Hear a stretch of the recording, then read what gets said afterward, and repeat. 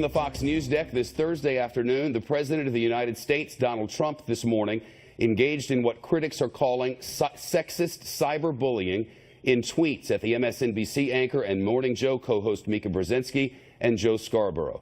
Tweets roundly criticized in many cases as beneath the office of the presidency. During the final minutes of the program this morning, the president tweeted, and I quote, "I heard poorly rated Morning Joe speaks badly of me. Don't watch anymore. Then how come low IQ crazy Mika along with Psycho Joe came to Mar-a-Lago 3 nights in a row around New Year's Eve and insisted on joining me? She was bleeding badly from a facelift. I said no." The president's tweet is the latest in the series of derogatory remarks about women. During a presidential debate, the president said of the moderator and then Fox News Channel anchor Megyn Kelly that you could see there was blood coming out of her eyes, blood coming out of her wherever, after a question she posed about his past disparaging remarks against women. There were also Donald Trump's remarks about what he can do to women during a hot mic recording of him speaking to then Access Hollywood's Billy Bush. Mr. Trump said aloud, and I quote, "When you're a star, they let you do it. You can do anything. Grab them right in the genital area. You can do anything." He actually spoke a profane word for genital area, as I'm confident you're aware. For those remarks, the president later apologized. The White House is not apologizing for today's presidential tweets, which it has previously announced should be considered by all official statements of the President of the United States. The press secretary, Sarah Huckabee Sanders, said, and I quote, "I don't think that the president's ever been someone who gets attacked and doesn't push back. There have been an outrageous number of personal attacks, not just to him, but to, frankly, everyone around him. People on that show, meaning Morning Joe on MSNBC, have personally attacked me many times. This is a president who fights fire with fire." What critics call the cyberbullying sexist aspect of the tweet, she did not address. The First Lady launched 5 months ago an anti-cyberbullying initiative. Today, her press secretary issued a statement that reads in part, "As the First Lady has stated publicly in the past, when her husband gets attacked, he will punch back 10 times harder." The president has been widely criticized throughout the day by women, both Republican and Democrat, on Capitol Hill, and chastised by leaders of all stripes and commenters of all kinds on social media and the web.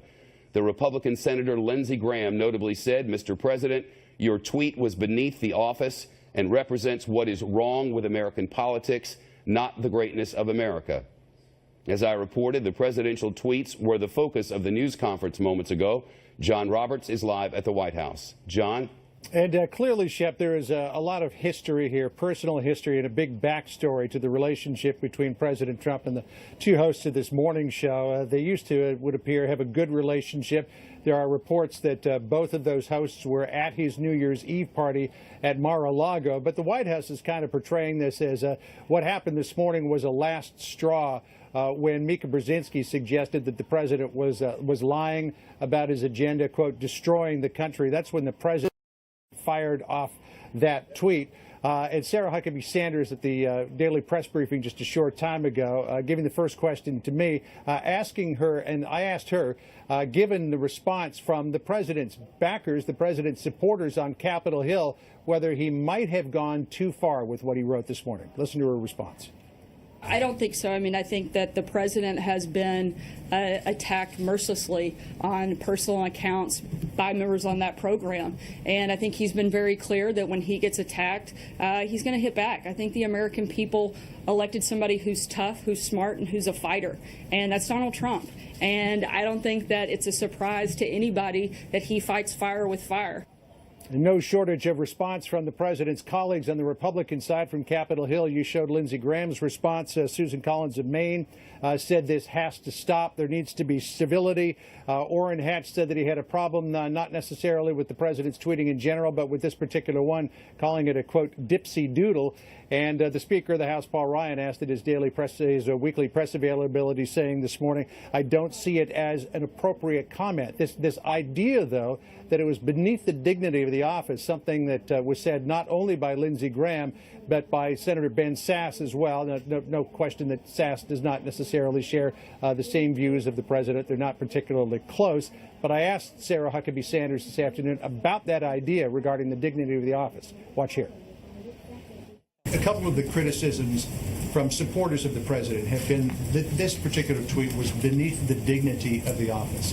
Where does the president draw that line on the dignity of the office? I think that he shows that every day in the decisions that he's making, the focus and the priorities he's laid out in his agenda, but he's not going to sit back and be attacked by the liberal media, Hollywood elites, and when they hit him, he's going to hit. As you can imagine, in addition to his Republican colleagues blasting the president over this tweet, Democrats are taking it to a whole other level, claiming that this tweet was sexist, aimed at a woman, aimed at a very personal, very personal nature to alleged plastic surgery procedure that she may or may not have. We don't know if she ever did. But here's how Sarah Huckabee Sanders responded to the fact that this was an attack on a woman the Democrats are calling sexist. Listen here. Everybody wants to make this an attack on a woman and equality. What about the constant attacks that he receives or the rest of us? I'm a woman and I've been attacked by this show multiple times, but I don't cry foul because of it. I think that, you want to create this false narrative. One hand, it's like, let's treat everybody equally. And on the other hand, they attack, and he responds. And apparently that's wrong. So clearly a broad difference of opinion here between people who are looking at this tweet and saying it's inappropriate, it's beneath the dignity of the office of the president for him to be saying such things, and a White House chef that is insisting that the president is getting attacked all of the time on multiple occasions by this particular program. But there's no question that what happened this morning again pulls the president way off message. He's had a couple of reasonably good weeks. He's got his partial travel ban going into effect tonight. The House is going to pass a couple of immigration bills that the president has long asked for, and he believes that he's making progress on health care, but this really has become the focus of the news day. Shep? John Roberts, live at the White House. Thank you. The tweets regarding coverage of this matter are coming in, and largely the president's supporters are blaming the media, and this program for that matter, for covering exactly what it is that the president has said and done without commentary thereon. Attacking the president, they call it. Speaking evil of the president. Shepard Smith.